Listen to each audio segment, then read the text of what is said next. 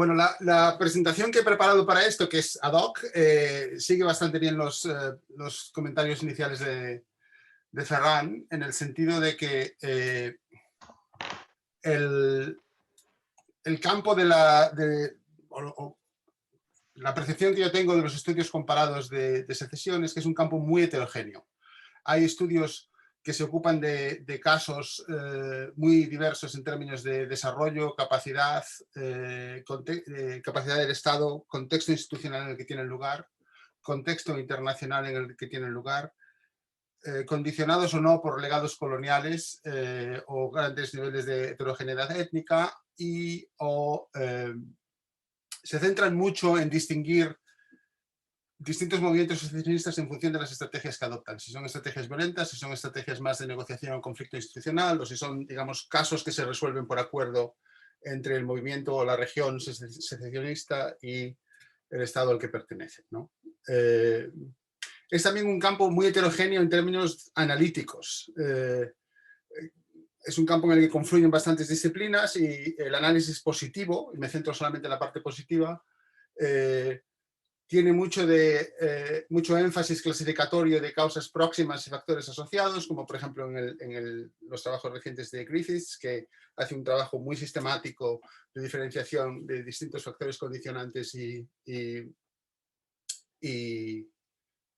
situaciones. Desde el punto de vista de los análisis de economía política de los economistas, es un campo dominado por las teorías de Alesina sobre el tamaño óptimo de las naciones y la relación entre ese tamaño óptimo y factores estructurales. Y son modelos con un gran potencial analítico, pero que necesariamente ejercen un cierto reduccionismo político. La política es siempre la preferencia de un benevolent dictator o un median voter, que no se sabe muy bien a qué corresponde o en qué dinámicas participa. Y en términos de los análisis más aplicados de ciencia política, hay mucha atención parcial, muy empírica, a los efectos heterogéneos de instituciones como la descentralización o el federalismo y a la relación entre elecciones, estrategias políticas e instituciones, pero como decía Ferran en sus consideraciones iniciales, muy centradas en casos particulares, ¿no? Hay algunos ejemplos recientes de esfuerzos analíticos más formales para integrar e innovar, pero claramente hay mucho margen para intentar hacer alguna cosa nueva. Entonces, lo primero que me gustaría hacer hoy es contextualizar un poco la secesión como un problema institucional que tiene lugar en contextos económicos e institucionales muy distintos. Podemos pensar en sociedades que tienen altos o bajos niveles de heterogeneidad económica, es decir, hay mucha desigualdad regional o muy poca desigualdad regional, con un status quo de centralización o un status quo de fragmentación. Y podemos pensar que hay pocas externalidades entre las unidades de cada entidad política o muchas externalidades entre las unidades de cada unidad política, ¿no? Entonces, la situación en la que tiene lugar el conflicto es distinta en estos casos. Cuando hay muchas externalidades y el status quo es de centralización, es muy difícil que haya fragmentación política y el status quo va a prevalecer. Cuando hay pocas externalidades y hay fragmentación política y mucha heterogeneidad, como ocurre, por ejemplo, en la Unión Europea, la integración política es muy distinta. Los conflictos secesionistas, digamos, o como se les quiera llamar, tienden a ocurrir más en situaciones donde hay mucha heterogeneidad política, externalidades socioeconómicas entre las unidades de nivel intermedio y hay un status quo que está definido o bien por la centralización o bien por procesos de descentralización que, digamos, empiezan desde arriba, ¿no? Entonces, lo que yo creo que nos toca hacer un poco colectivamente es tratar de abrir el melón de cómo funciona este problema en estos contextos concretos, ¿no? Esto es un ejemplo empírico, digamos, que muestra, de un trabajo reciente mío, que muestra cómo los factores estructurales, que son los que yo he estudiado más, condicionan las preferencias de los actores en el contexto de la integración europea. Es básicamente en el eje de las X es cuál es la estructura del gasto público en los distintos países de la Unión Europea y en el eje de las Y es digamos, el efecto que esto tiene sobre las preferencias por centralización o descentralización de la política fiscal a nivel de la Unión Europea. Entonces, la historia aquí es muy clara. Los países que tienen modelos de crecimiento basados en políticas de inversión no tienen ninguna gana de centralizar la política fiscal y los países que tienen modelos de crecimiento basados en políticas de consumo, y esto lo puedo explicar un poco más en la discusión después si viene al caso, son más partidarios de integrarse fiscalmente, en parte también porque tienen bases fiscales más pequeñas, ¿no? Pero claramente las preferencias están definidas por estos factores y este sería un ejemplo en el que la heterogeneidad de preferencias hace que el status quo de secesión, es decir, de unidades independientes, se mantenga. Pero el problema no es este solo, va un poco más allá y obliga a pensar de manera más sistemática acerca de cuáles son las distintas dimensiones positivas que tenemos que afrontar a la hora de estudiar la secesión. Y la idea a la que llevo dándole vueltas tiempo, y que quería un poco presentar aquí como una posible estrategia para la discusión, es tratar de pensar el problema de la secesión como un problema de ausencia de cumplimiento voluntario.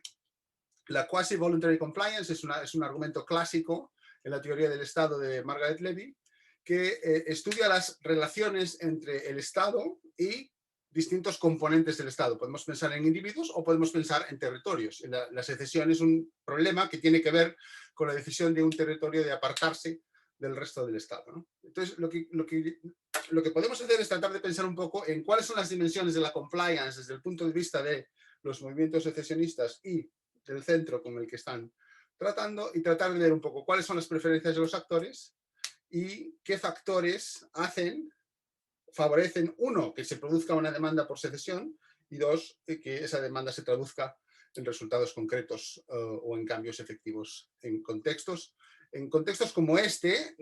Quiero decir que esto es un argumento o una forma de pensar muy centrada en países desarrollados, es decir, hay una serie de premisas implícitas de alto nivel de desarrollo, estados efectivos, etcétera, que, digamos, condicionarían muchos de los factores si nos salimos de ellas a la hora de pensar la secesión, ¿no? Es un modelo de secesión para ricos, digamos, o para países muy desarrollados. Entonces, simplemente por recordar, ¿cuáles son las dimensiones del cumplimiento cuasi voluntario? Si es que es así como se traduce esto de la quasi voluntary compliance.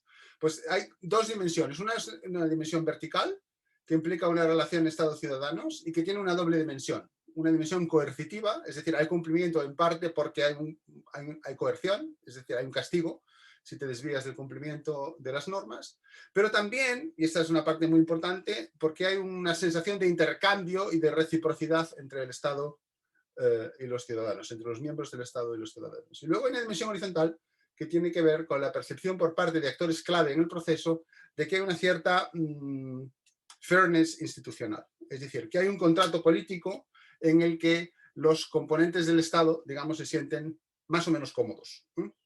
Y se trataría entonces de pensar desde el punto de vista de la teoría federal cuáles son esas instituciones que son self-enforced y cómo se articulan esas instituciones de manera que los distintos miembros de la comunidad, sean individuos o sean subterritorios, se sienten más o menos, sienten que es más costoso intentar irse que mantenerse dentro del territorio. Eso es en el fondo lo que estamos tratando de explicar, ¿no? Entonces, el marco teórico desde el que tiendo a razonar siempre tiene que ver con élites políticas que lo que buscan es conquistar y mantenerse en el poder y que están muy condicionadas por la distribución de preferencias de sus electorados.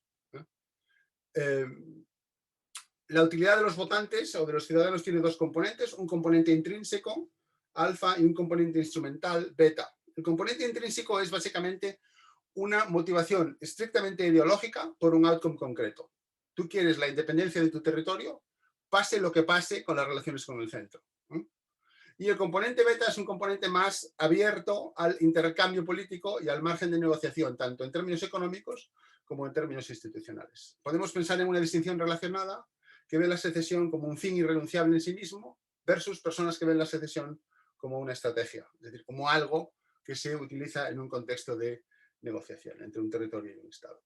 ¿Por qué me parece que esto es útil? Bueno, porque los pesos relativos de estos dos componentes nos permiten definir analíticamente tipos y subgrupos de votantes y cómo estos subgrupos se posicionan frente a distintas estrategias, ¿no?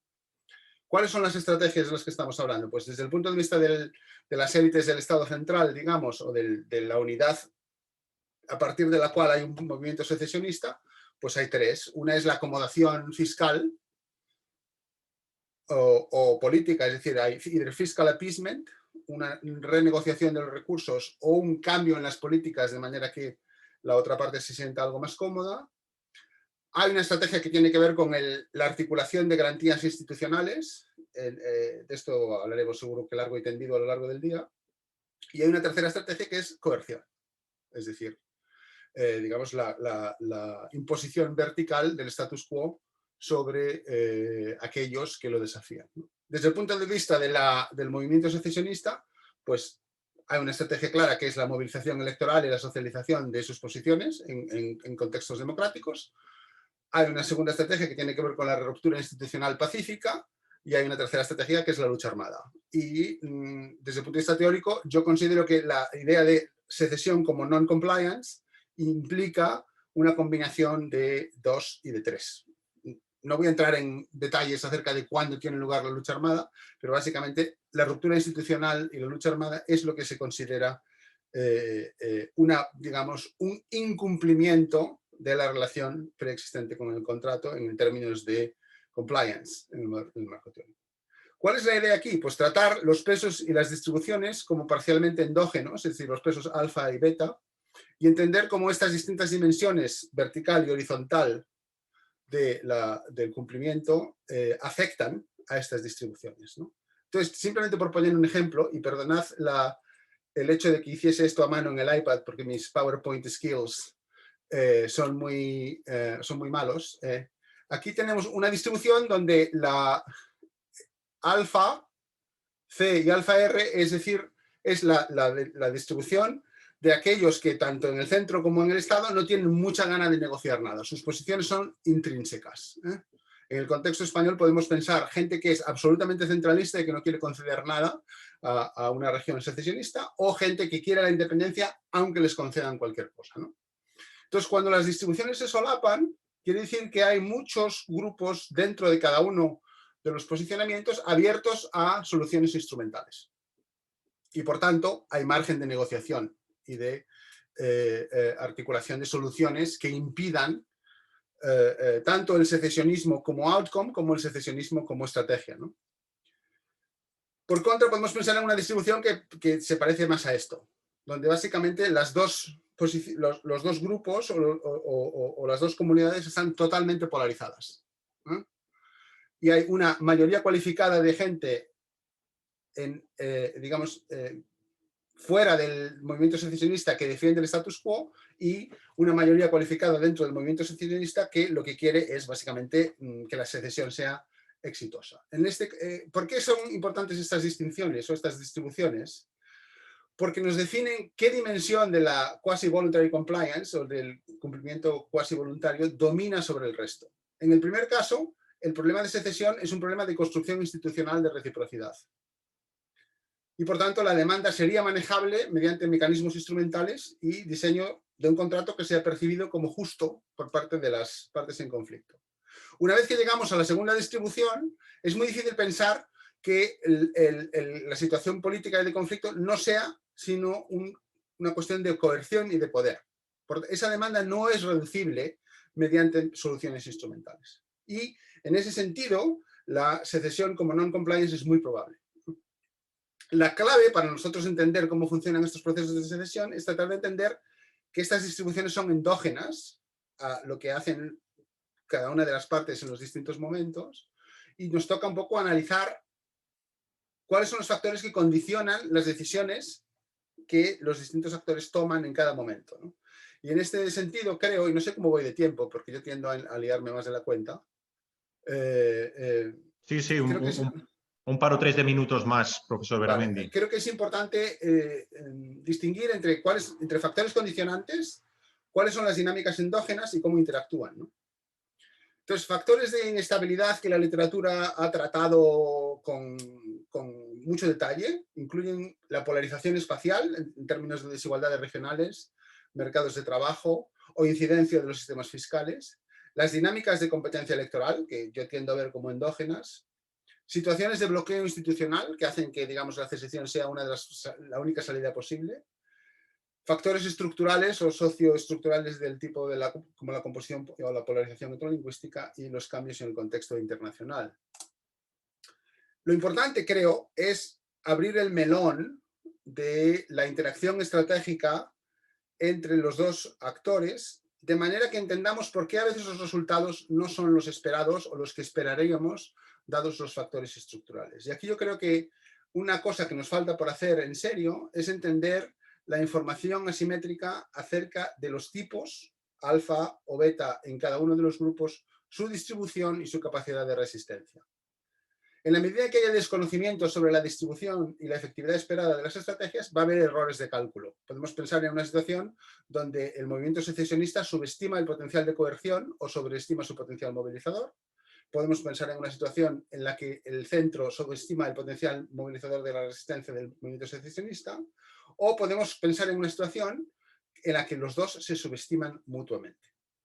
Y en ese caso es donde veremos un desajuste muy claro entre los espacios de equilibrio, digamos, percibidos y las estrategias empleadas por los actores. ¿Y por qué es importante esto? Pues por dos razones. La primera es que toda estrategia de contención o de arreglo puede ser contraproducente si se hace en un contexto o sobre una distribución real, no percibida, que no es la que articula las decisiones. Es decir, si tú, por ejemplo, ejercitas la coerción muy tarde, cuando el movimiento secesionista ya ha terminado de movilizar a una gran parte de su población, esto puede backfire. Sí, lo mismo ocurre para las concesiones políticas. Hay una literatura que nos dice que la descentralización no solamente no funciona como mecanismo de contención de las demandas secesionistas, sino que en algunos contextos y en algunas circunstancias contribuye a avivarlas, ¿no? Entonces, esto nos permite analizar por qué en algunos casos ciertas acomodaciones institucionales funcionan para limitar la secesión y en otros no.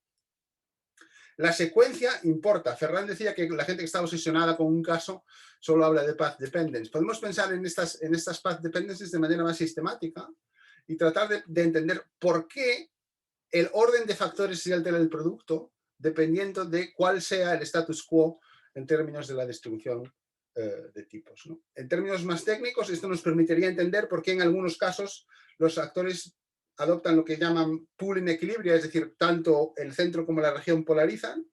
En otros casos no, hay un actor que polariza y otro que trata de mantener una postura más accommodating, e incluso donde haya, digamos, sorting en torno a distintas estrategias por parte de los actores. La agenda de futuro, creo, es estudiar la interacción entre estos cambios estructurales y su efecto sobre la distribución de pesos en las estrategias de las élites y sus márgenes para consolidar los resultados. Ya termino, 30 segundos. Volviendo un poco a la idea esta de la secesión como non-compliance, ¿no? En contextos democráticos, la coerción es un límite a las demandas secesionistas, pero también hay límites a una estrategia exclusivamente de coerción. Una vez que la distribución de gente que apoya la secesión alcanza un determinado umbral, la coerción deja de ser una estrategia efectiva per se. Y por tanto hay que pensar un poco en estrategias alternativas que generen una cierta reciprocidad y una percepción de garantías por parte de todos los actores implicados en el proceso. ¿Cuál es el problema o el principal desafío que se enfrentan estas estrategias, digamos, no coercitivas? La primera es que una cosa es la deseabilidad normativa de determinados arreglos y otra cosa es su viabilidad política, y esto es algo de lo que hablaremos bastante, me imagino, en las próximas horas. Y el segundo es que, en parte, la viabilidad política viene definida porque los horizontes temporales de estas intervenciones generan un problema de commitment o de garantía de los compromisos que no es nada fácil de resolver. Y esto tiene que ver con el diseño en concreto de lo que en la teoría federal clásica se llama el gobierno compartido en contextos de conflicto territorial. Pero bueno, sobre esto seguro que habrá mucha tela que cortar. Estas son mis reflexiones iniciales. Muchas gracias.